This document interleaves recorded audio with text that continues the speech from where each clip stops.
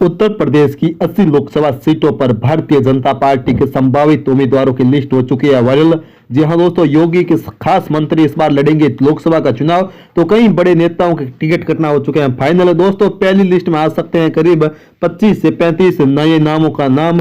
तो दोस्तों उत्तर प्रदेश में कौन कौन कहां से लड़ेगा चुनाव, योगी राज में क्या बीजेपी फिर से पुराने चेहरों पर दांव खेलेगी या फिर इस बार उत्तर प्रदेश के साथ बड़े बदलाव कर भारतीय जनता पार्टी देश में देगी नए संदेश का ऐलान करेगी। दोस्तों पूरी अपडेट दे रहे हैं, वीडियो लाइक कर दीजिए और चैनल पर पहली बार हैं तो नीचे रेड कलर के बटन दबाकर चैनल को सब्सक्राइब जरूर कर दीजिए। दोस्तों कमेंट करके अपने लोकसभा क्षेत्र का नाम हमें जरूर बता दीजिए ताकि पूरी अपडेट आपके सामने रख दें। पार्टी का नारा है कि अब की बार 80 पार। जी हां दोस्तों, 80 की 80 सीटों पर जीतने का दावा करने वाली भारतीय जनता पार्टी के लिए सबसे बड़ी चुनौती प्रत्याशियों का चयन है। खबर के मुताबिक दोस्तों इस बार युवा नेताओं को मौका मिल सकता है। लगातार 2 से 3 बार सांसद रह चुके उनका इस बार टिकट कटना फाइनल बताया जा रहा है। तो ऐसे में दोस्तों कौन कौन से भी नेता हैं जो इस बार चुनावी मैदान में होंगे, तो सबसे पहले बात करेंगे प्रधानमंत्री मोदी की। जी हां दोस्तों, प्रधानमंत्री मोदी एक बार फिर वाराणसी से लोकसभा सीट पर चुनाव लड़ सकते हैं। इसके अलावा दोस्तों दक्षिण भारत की भी ये कोई सीट पर चुनाव लड़ने की चर्चा है, लेकिन दोस्तों खबर है कि वो अपनी परंपरागत सीट वाराणसी ही चुनावी मैदान में होंगे। तो ऐसे में दोस्तों यहाँ पर बीजेपी के कद्दावर और प्रधानमंत्री नरेंद्र मोदी खुद बड़े चेहरे हैं। तो ऐसे में दोस्तों सबसे पहले उनका नाम पहली लिस्ट में आना स्वाभाविक एकदम बताया जा रहा है कि उनको पहली लिस्ट में नाम शामिल होगा। जबकि अगर हम दूसरी और बड़े विधानसभा क्षेत्र की बात करें तो वो भी काफी चौंकाने वाले नाम हो सकते हैं। जी हां दोस्तों, इलाहाबाद लोकसभा सीट की बात करें तो रीता बहुगुण जोशी का नाम निकल कर आएगा या फिर इनके परिवार से किसी को भी टिकट मिल सकता है। खबर के मुताबिक दोस्तों इनके परिवार में से टिकट मिल सकता है इनकी स्थान पर। तो ऐसे में दोस्तों रीता बहुगुण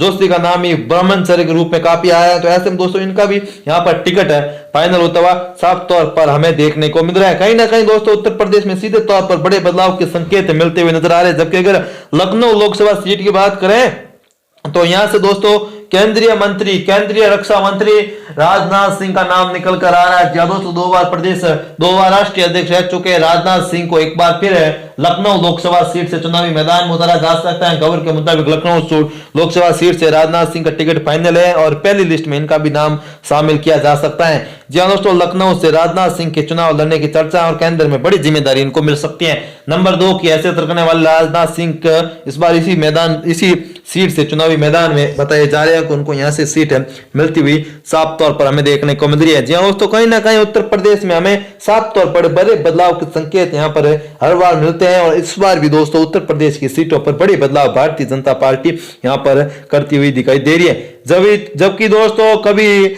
गांधी परिवार का सबसे गढ़ माना जाने वाला, जी दोस्तों कांग्रेस पार्टी का सबसे बड़ा गढ़ माने जाने वाला अमेठी में इस बार दोस्तों स्मृति ईरानी ने 2019 के लोकसभा चुनाव में बड़ा उलटफेर किया और राहुल गांधी को हराया था। उसी के बाद दोस्तों एक बार फिर अमेठी लोकसभा सीट पर स्मृति ईरानी भारतीय जनता पार्टी की ओर से प्रत्याशी बताई जा रही है कि उनको यहां से फिर मैदान में उतारा जा सकता है। कहीं ना कहीं दोस्तों स्मृति ईरानी सीधे तौर पर हम कह सकते हैं कि स्मृति ईरानी यहां पर जीत हासिल कर एक बड़ी बढ़त हासिल की थी। कहीं ना कहीं दोस्तों राहुल गांधी के सामने एक बार फिर चुनावी मैदान में अमेठी से दोस्तों इस बार स्मृति ईरानी हो सकती है। खबर है कि यहां से प्रियंका चौधरी भी कांग्रेस पार्टी के प्रत्याशी प्रियंका गांधी वाड्रा यहां से भारतीय जनता पार्टी के प्रत्याशी हो सकते हैं। जबकि अगर हम चंदौली की बात करें, चंदौली लोकसभा सीट पर डॉक्टर महेंद्र नाथ पांडे का नाम निकल कर आ रहा है कि उनको यहां पर भारतीय जनता पार्टी मौका देती हुई साफ तौर पर नजर आ रही है। जी हां दोस्तों, चंदौली लोकसभा सीट पर डॉक्टर महेंद्र नाथ पांडे यहां पर बीजेपी के प्रत्याशी बताए जा रहे हैं, उनको यहां पर सीधे तौर पर मौका मिलता हुआ हमें देखने को मिलता है नजर आ रहा है। दोस्तों आप भी अपने लोकसभा क्षेत्र का नाम हमें जरूर बताएं, कमेंट करके लोकसभा क्षेत्र का नाम जरूर बताएं।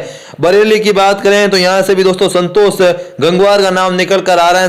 बरेली लोकसभा सीट पर संतोष गंगवार का यहां पर नाम बताया जा रहा है कि उनको यहां से चुनावी मैदान में बीजेपी उतार सकती है। कहीं ना कहीं दोस्तों ऐसी खबरें आ रही है कि उनको यहां पर चुनावी मैदान में बीजेपी एक बार फिर उतारेगी।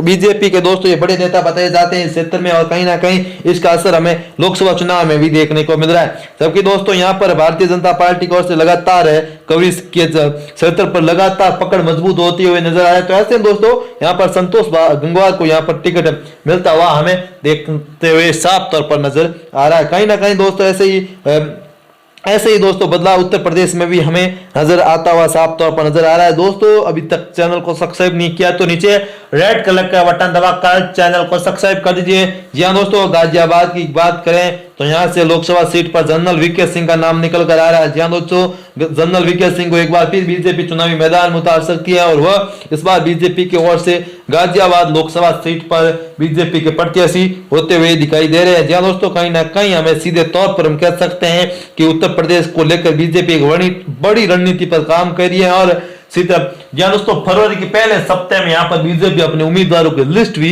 जारी कर सकती है। दोस्तों, जनरल वीके सिंह बड़े नेता बताए जाते हैं और कहीं ना कहीं गाजियाबाद लोकसभा सीट पर उनका प्रभाव हमें देखने को यहाँ पर मिलता हुआ साफ तौर पर नजर आ रहा है। अगर दोस्तों अमला की बात करें लोकसभा सीट पर तो धर्मेंद्र कश्यप हो सकते हैं इस लोकसभा सीट पर बीजेपी के प्रत्याशी। जी हाँ दोस्तों, धर्मेंद्र कश्यप बड़े नेता बताए जाते हैं और कहीं ना कहीं दोस्तों लगातार युवा होने के साथ अच्छा प्रभाव है और अमित शाह और योगी के काफी करीबी होते हुए नजर भी आ रहे हैं। दोस्तों, कहीं ना कहीं ये साफ तौर पर हम कह सकते हैं उत्तर प्रदेश में इस बार मुकाबला काफी रोचक होता हुआ नजर आ रहा है। दोस्तों, अखिलेश यादव की बात करें वो भी लगातार कांग्रेस और बहुजन समाजवादी पार्टी के साथ गठबंधन को लेकर चर्चाओं में है, लेकिन मायावती ने स्पष्ट रूप से मना कर दिया है कि वह इस बार अकेले दम पर चुनाव लड़ेगी। जबकि अगर भदोरी लोकसभा सीट की अगर हम दोस्तों बात करें तो यहां से दोस्तों रमेश चंद्र का नाम निकलकर सामने आ रहा है। जहां दोस्तों कुछ पेंटिंग मिस्टेक हो सकती है, लेकिन रमेश चंद्र का नाम यहाँ पर निकल कर आ रहा है कि उनको यहाँ पर बीजेपी चुनावी मैदान में उतार सकती है। जहां दोस्तों साफ तौर पर यहाँ पर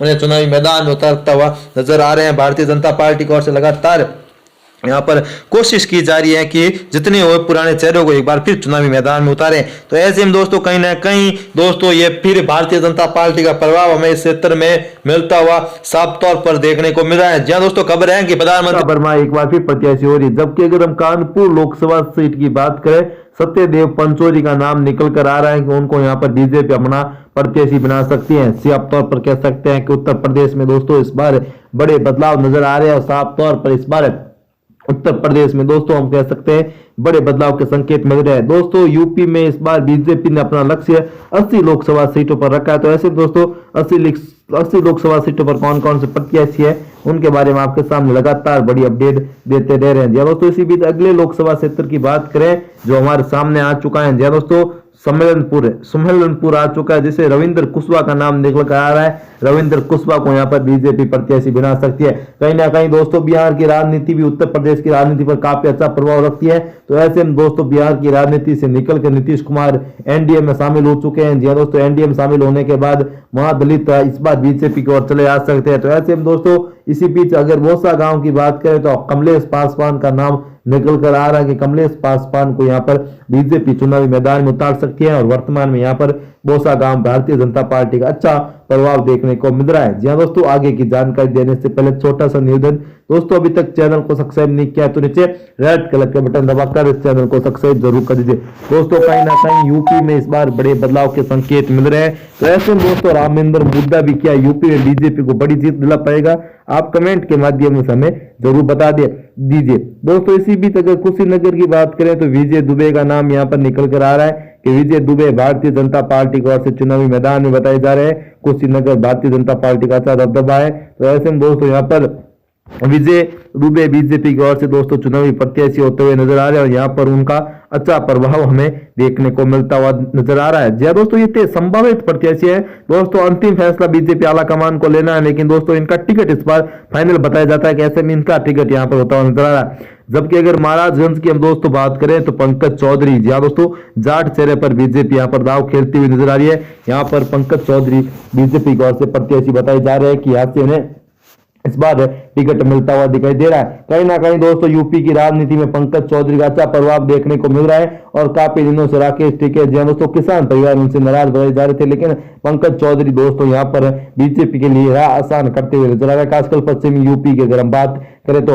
जबकि दोस्तों बस्ती की बात करें तो हरीश त्रिवेदी का नाम निकल कर आ रहा है कि उनको यहाँ पर बीजेपी प्रत्याशी बना सकती है। जी दोस्तों हम साफ तौर पर कह सकते हैं कि बामन चरा और जातीय समीकरण को साधने के लिए बीजेपी यहाँ पर बड़ी रणनीति पर काम कर रही है और ऐसे में दोस्तों आने वाले दिनों में यहाँ पर बड़े बदलाव के संकेत हमें मिलते हुए दिखाई दे रहे हैं। कहीं ना कहीं दोस्तों प्रधानमंत्री मोदी क्या इस बार जीत की हैट्रिक लगा पाएंगे? आप कमेंट के माध्यम से जरूर बता दीजिए। जबकि अगर गौड़ा की बात करें तो कीर्ति वर्धन सिंह का नाम निकल कर आ रहा है कीर्तिवर्धन सिंह यहाँ पर बीजेपी की ओर से चुनावी मैदान में उतर सकते हैं। जी दोस्तों, गोड्डा काफी महत्वपूर्ण लोकसभा सीट है। यहाँ से भारतीय जनता पार्टी की ओर से लगातार बड़े बदलाव के संकेत मिल रहे हैं, लेकिन दोस्तों यहाँ पर परिस्थितियां काफी हद तक बदल चुकी है। जबकि अगर स्वास्थ्य की बात करें तो दानिश मिश्रा बीजेपी की ओर से चुनावी मैदान में होंगे। जहाँ दोस्तों स्वास्थ्य की बात करें तो दाना मिश्रा यहाँ पर बीजेपी की ओर से भारतीय जनता पार्टी की ओर से चुनावी मैदान में बताए जा रहे हैं। दोस्तों यूपी की पिछले 2 लोकसभा चुनाव की बात करें 2014-2019 तो यहाँ पर बीजेपी का अच्छा जबरदस्त प्रदर्शन देखने को मिल रहा था, लेकिन वर्तमान में भारतीय जनता पार्टी पर यहाँ पर आसान होती हुई नजर नहीं आ रही। जबकि अगर कैसागंज की बात करें तो वज्र भूषण सिंह, जी दोस्तों वज्र भूषण सिंह का नाम निकल कर आ रहा है। जी दोस्तों हाल ही दिनों में इनका नाम काफी चर्चा में रहा है भारतीय राजनीति में, खासकर दोस्तों किसान पहलवान आंदोलन में इनका नाम आ रहा था। जी दोस्तों अब इनको कुश्ती संघ से हटा दिया गया, इस्तीफा दे दिया था। उसी के बाद अब दोस्तों लोकसभा चुनाव में उतारा जा सकता है। भाई आज की बात करें तो अक्षयवाद नाथ गौड़ यहाँ पर भारतीय जनता पार्टी के प्रत्याशी बताए जा रहे हैं, इनको यहाँ पर टिकट मिल रहा है। दोस्तों अभी तक हमने आपके सामने लगभग 12 उम्मीदवारों का नाम घोषित किए हैं, तो ऐसे में दोस्तों आप एक बार वीडियो में लाइक कर दीजिए और कमेंट के माध्यम से जरूर बता दीजिए कि यहाँ पर कौन कौन से प्रत्याशी लगता है कि आपको उनको टिकट मिलेगा। दोस्तों ये संभावित प्रत्याशी है। जबकि अगर फैजाबाद की बात करें तो लल्लू सिंह यहाँ पर भारतीय जनता पार्टी की ओर से चुनावी मैदान में बताए जा रहे हैं कि उनको यहाँ पर टिकट है मिलता हुआ साफ तौर पर हम उत्तर प्रदेश में देखने को मिल रहा है। कहीं ना कहीं दोस्तों यूपी में बड़े बदलाव के संकेत मिल रहे हैं, जहां एक तरफ राष्ट्रीय सपा दोस्तों समाजवादी पार्टी के अध्यक्ष अखिलेश यादव ने कहा कि एक सीट छोड़कर बाकी सभी सीटों पर बीजेपी अपना प्रत्याशी बदलेगी, लेकिन ऐसी कोई जानकारी नहीं आ रही। खबर ये भी है दोस्तों योगी की मंत्री अन्य लोकसभा सीटों से उतारे जा सकते हैं। अगर दोस्तों हम बाराबंकी की बात करें तो उपेंद्र रावत का नाम निकल कर आ रहा है कि उपेंद्र रावत यहाँ पर बीजेपी की ओर से दोस्तों चुनावी मैदान में बताए जा रहे हैं कि वहां पर इनको इस बार टिकट मिलता हुआ नजर आ रहा। कहीं ना कहीं दोस्तों यहाँ पर बड़े बदलाव के संकेत मिलते हुए नजर आ रहे। जबकि अगर हम कौशाम्बी की बात करें दोस्तों यहाँ भी दोस्तों बड़े बदलाव के संकेत मिल रहे हैं। यहाँ से विनोद शंकर का नाम निकल कर आ रहा है कि इनको यहाँ पर दोस्तों कौशाम्बी की बात करें तो बीजेपी यहाँ पर विनोद सोनाकार का नाम निकल कर आ रहा है कि इनको यहाँ पर टिकट बीजेपी दे सकती है। कहीं ना कहीं दोस्तों उत्तर प्रदेश में यहाँ पर बीजेपी बड़ा खेला करती हुई साफ तौर पर नजर आ रही है। दोस्तों कहीं ना कहीं भारतीय जनता पार्टी यहाँ पर अपने सियासी नफा तोड़ने में लगी हुई है। इसी बीच दोस्तों बता दें कि बीजेपी के लिए उत्तर प्रदेश में राह आसान होने वाली नहीं है, क्योंकि दोस्तों यहाँ पर बीजेपी के सामने 2 बड़ी पार्टियां कांग्रेस और समाजवादी पार्टी ने गठबंधन कर चुनावी मैदान में है। जबकि दोस्तों अखिलेश यादव का पिछले विधान लोकसभा चुनाव में भी अच्छा दोस्तों ये थी उत्तर प्रदेश में भारतीय जनता पार्टी के संभावित उम्मीदवारों की लिस्ट, जिसमें कई बड़े नेता इस बार पहली लिस्ट में नाम हो सकते हैं शामिल। तो दोस्तों ये वीडियो कैसा लगा कमेंट करके जरूर बताएं। फिर मिलेंगे नए और फ्रेश वीडियो के लिए, तब तक के लिए भगवान करे आप सभी का दिन शुभ हो।